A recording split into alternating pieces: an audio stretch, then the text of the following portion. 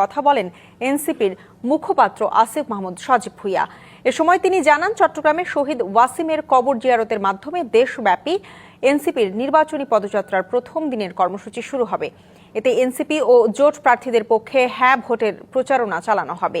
পদযাত্রা সারা দেশ ঘুরে ঢাকায় এসে শেষ হবে।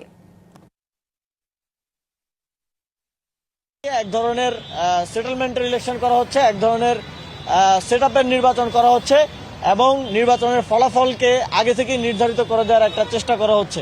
স্পষ্টভাবে হুঁশিয়ারি দিতে চাই যে এইভাবে যদি কেউ ক্ষমতায় আসতে চায় এবং ক্ষমতায় আসার ষড়যন্ত্র করে, তাহলে তাদের সেই ক্ষমতা দীর্ঘমেয়াদী হবে না। বাংলাদেশের জনগণ ইতিমধ্যেই বিভিন্ন সেটেলমেন্টের মধ্য দিয়ে, বিভিন্ন ম্যানেজমেন্টের মধ্য দিয়ে ক্ষমতায় আসা আরো অনেক শক্তিশালী শক্তিকে বাংলাদেশ থেকে বিতাড়িত করেছে।